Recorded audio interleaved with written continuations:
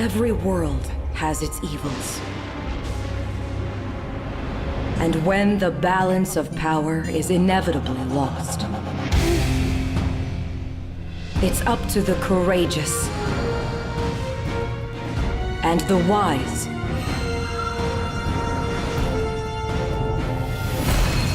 to restore it.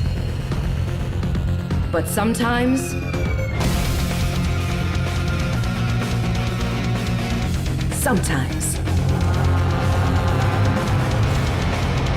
they need a little extra help. Hands down, the biggest surprise to come from the March 2019 Nindies Direct was the announcement that Crypt of the Necrodancer would be getting a follow-up. Except instead of it being Crypt of the Necrodancer 2, it would be set in Hyrule and feature Link and Zelda and officially be called, ready for this? Cadence of Hyrule, Crypt of the Necrodancer, featuring The Legend of Zelda. And yes, that is actually the full title, which I will never ever call again. Brace Yourself Games originally wanted to use the Zelda characters for DLC in Crypt of the Necrodancer, but Nintendo was so impressed with their game that they greenlit a full-on sequel set in the wonderful world of Hyrule. And the rest, as they say, is history. I'm pretty sure many of you know that The Legend of Zelda and Dragon Quest are two of my favorite franchises in all of gaming. I just adore these two series, so I was extremely shocked when I saw the original trailer for Cadence of Hyrule. I mean, think about what this means. Nintendo gave their property to an indie developer. That's amazing. Could we eventually see a brand new Metroid by the guy that brought us Axiom Verge? I mean, really think about this. The results of this partnership are truly endless. Okay, I've sidetracked enough. Let's get into the meat of the review.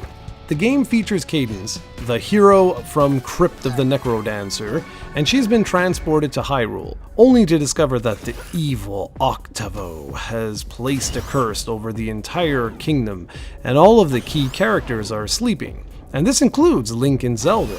So what are we gonna do? Well, Cadence to the rescue. She wakes up either Link or Zelda, and then proceeds to save Hyrule. Well, not actually her, but Link or Zelda. The 15-hour adventure will bring a smile to the face of any Zelda fan who loved the 2D traditional style of the earlier games. While the gameplay takes a bit of getting used to, as this is a rhythm-based game after all, it isn't nearly as difficult as you may think. The best way to describe it is that you move and attack to the background beat, which is basically a 1 or 2 second tempo. Once you get the hang of the gameplay, you'll be able to take down even the most challenging foe with relative ease.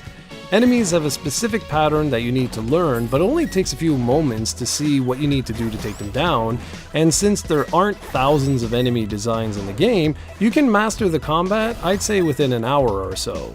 If you take a look at the bottom of the screen, you'll see the Triforce there, and you'll see these bars that keep going into the Triforce. That's basically the tempo that you're trying to follow. But you don't need to look at that. Yes, it's true if you consecutively hit enemies or move in line with the beat, you become slightly stronger, but honestly, just move, pause, move, pause, move, pause, and that's essentially how it works. Because the gameplay is so vastly different than what traditional Zelda fans might be used to, once you clear a screen, you're rewarded with a diamond. Now these are important to collect as they allow you to purchase upgrades when you die. And some of the best early upgrades that you can purchase include 2 full heart containers and a broadsword, which makes the game a lot easier.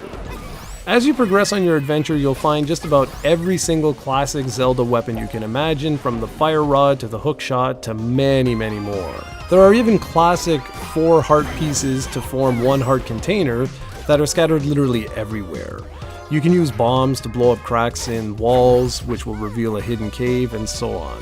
This harkens back to the very first game on the NES and A Link to the Past, which means it's amazing. I became so obsessed with the game that I finished it in 2 sittings, and that's only because I was exhausted from a full week of work. Otherwise, I would have stayed up and finished it in 1 sitting. In total, there are 4 to 6 dungeons. There's 4 main dungeons, but then there's a few other things that I don't want to spoil. And I should point out that yes, they are indeed extremely short. Most of them are made up of no more than 3 floors with only 4 rooms per floor. There are some basic Zelda puzzles, and I didn't mention this, but when you clear out all the enemies from a screen, you can move around at your own pace, not having to worry about the tempo. And this makes it actually feel like a traditional Zelda game when you're trying to figure out some of these puzzles. The 2D animation and graphics look phenomenal. And the music is incredible. I was blown away by the remixes and just how excellent they are. Danny B, the composer behind The Binding of Isaac, Super Meat Boy, and the original Crypt of the Necrodancer, did the music here, and he should seriously win a medal for his remixes of these classic tunes. I can't praise the music enough. It's incredible. As for the graphics, from what I read online, some of the pixel art was handled by the folks who did Sonic Mania. But kudos is deserved to the whole team. Guys, you did a brilliant job and paved the way for other smaller indie developers to go knocking on Nintendo's door to ask permission for access to their properties. I simply can't tell you enough about how magical this experience was. Cadence of Hyrule has a ton of little extras too, including other playable characters outside of Link and Zelda. The heart pieces are almost always part of larger puzzles that are real brain teasers, and the gameplay is rock solid. Don't get discouraged if you find it challenging at first. That will dissipate before you know it, and you'll be like me, enamored by just how incredible the experience is. Go buy this game right now.